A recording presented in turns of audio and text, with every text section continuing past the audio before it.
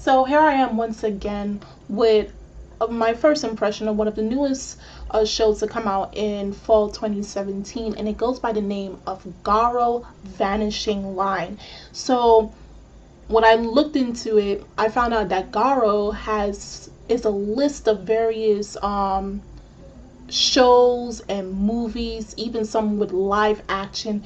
So if you are a person who enjoys Garo, the franchise itself, then I'm sure that you are pretty much excited about this newest installment of the Garo series. Now, I believe this is like the third season because the first season came out in 2006 or 2007. Then the second season came out in 2011. I believe 2011. They had another one, but it was done by a different studio that came in 2015. And this is one of the newest installment. This is the third season for it. So, and also for the fact that they have like live action, they have a TV series, not animated, but like a live action TV series, and they have movies for this. So this is pretty huge in Japan, and the fact that MAPPA decided to create their own version of the Garo and put it with the other installments of it, so that's pretty exciting to hear. Now, the one thing that I got out of this, I felt immense vibes of Devil May Cry from this episode. Now, I never played Devil May Cry.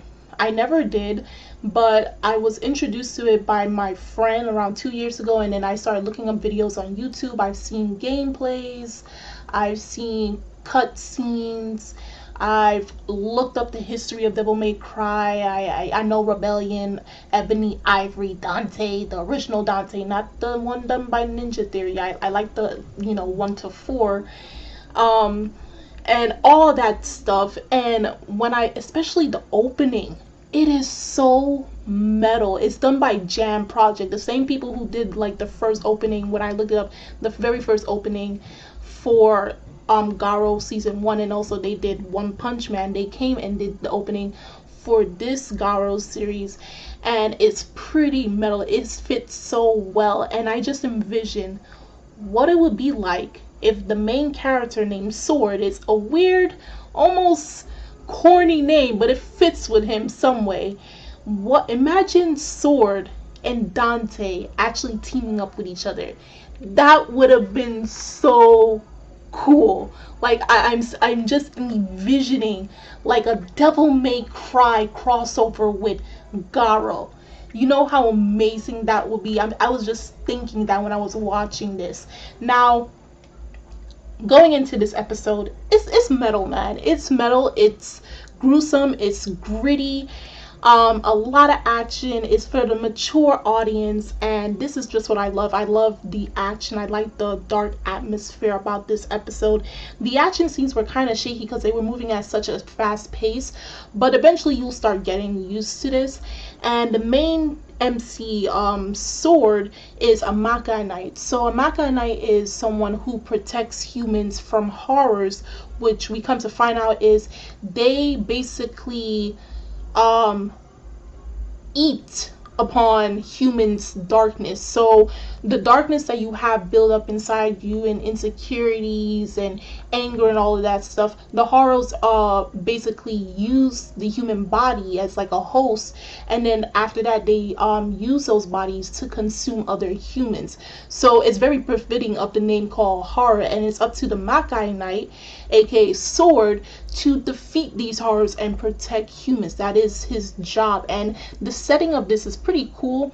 It's set in like a fictional New York City place, so it's a lot of high-tech stuff, 21st century type of feel, versus the other seasons.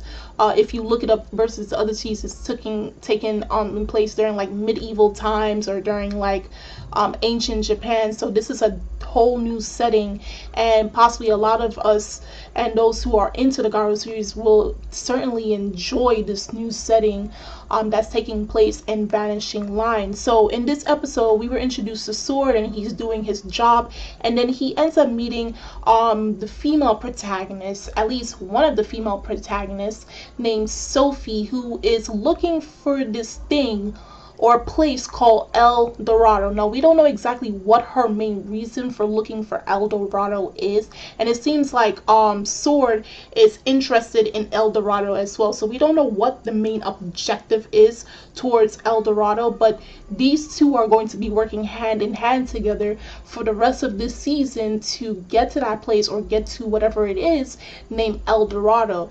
So that being said, it was a pretty solid first episode, and I cannot wait to see what else this show has in store. I don't know exactly how much episodes there are because I did not see any update. I probably could guess it's 12 to 13 episodes, but I could be wrong.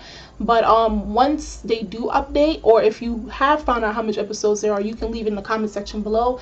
If you are a person who enjoys the Garo series, tell me how you felt about this first episode of Vanishing Line. And if you are new to this like myself, how do you feel about it? And do you get like Devil May Cry series? Do you get the Devil May Cry vibes from this, especially from the opening and just the rest of the episode? Do you get that as well?